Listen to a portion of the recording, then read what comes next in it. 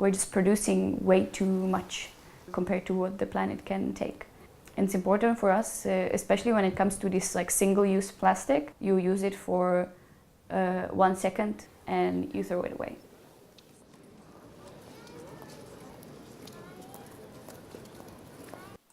"26-year-old Adela Hajkova arrived from the Czech Republic in Aarhus 2 years ago.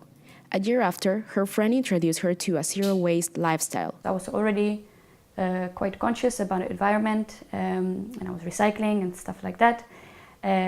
But then I realized like the key thing is not only to recycle, but also reduce the amount of waste. Single-use plastics are used only once before they are thrown away or recycled. One of the first zero-waste swaps Adela made was to replace these plastic products, such as food packaging, plastic bags, and straws, with reusable options. If I know I'm gonna have a cocktail and I know that place has plastic straws, I just say no straw and then use my own.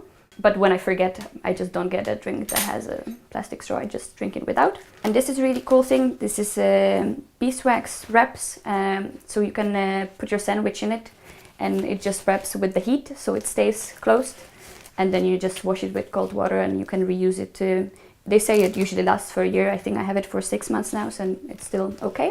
Since its invention, plastic has become an important material in our modern lives. However, it is not biodegradable and it can be accumulated in nature for hundreds of years. Nowadays, only 40% of the plastic is only used once and then thrown away, harming the environment and health. In 2016, Europe produced 60 million tons of plastic. The European Union has seen the issue of plastic waste as a common problem between countries, and by 2030 it plans on recycling 55% of the material. Tom Ellegard has been working as a product engineer for the waste department of Aarhus for 3 years now.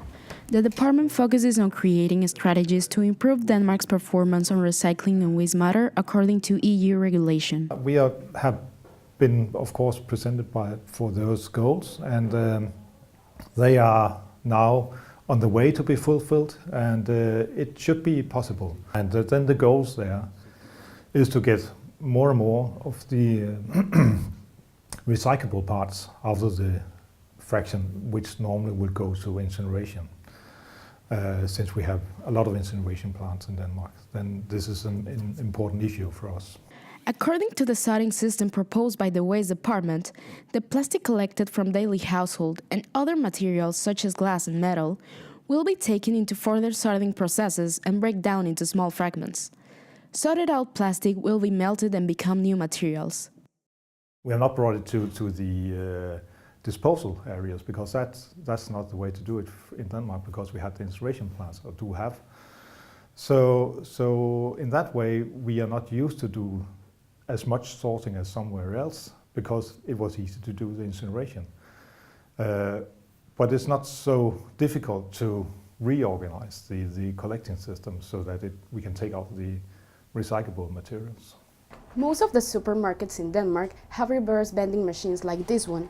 Here, you can deposit empty plastic bottles and get a refund depending on the volume.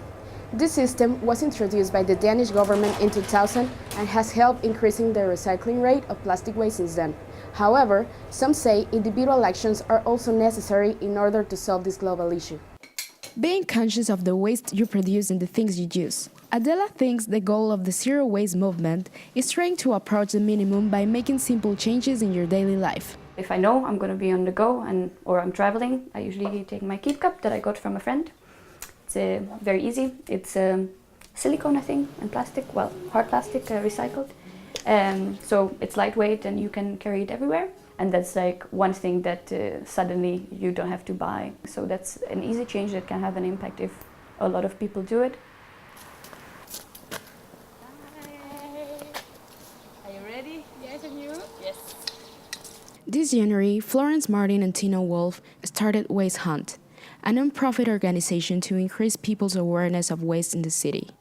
I think people are concerned about it, but the step from being concerned and taking action can sometimes be very long. Yes. So that's why we are providing like a safe space and in a way where you can take action that doesn't require any knowledge about anything. You just need to come and then you can help with the problem. Yes. We find so much plastic. A lot of food wrappings and Polyester. This polyester plastic. and plastic bottles and just small pieces everywhere. Since they started, they feel like they are reaching many locals with the monthly waste hunts they organize. However, they think Danes are not concerned enough about the problem due to the way the government is dealing with it. I think the problem in Denmark is we have such a good system for handling the waste, so people, they tend to put the responsibility on the municipality and the government, and they don't think that they have that big of a responsibility. Adela thinks people can make a difference by being conscious about the products they consume and the plastic waste produced by buying them. I thought a lot about my shopping habits when it comes to grocery shopping. And it's kind of like going backwards to what my grandparents were used to doing normally, to go to a shop and just buy apples and put them in the bag and not in a plastic bag. You want that bag? No, thank you. No bag. Thanks. Okay. Ra is a zero packaging store located in Godsbanen in Aarhus. It was founded by Antoisen a year ago. Today, they are celebrating the first anniversary of their opening. All the customers bring their own package, a glass or a box or an old bag or a cotton bag or whatever they like, and then they come down here, fill it up, and then they get the exact amount they actually need and not a certain amount of pasta or oats as you buy in the supermarket. Other countries like Germany, France, Italy, it's really popular, and in all the supermarkets it's more common to shop zero waste. So I think it's just a thing that we're not so far in Denmark, because it's much more normal to do this kind of shopping in other countries. So I just think it's about people changing their minds. There are so many things that you can easily use something else that is not plastic. So I think, yeah, it's just people should think about what we're doing to the environment, because we're all living here and it's going to have an impact on all of us.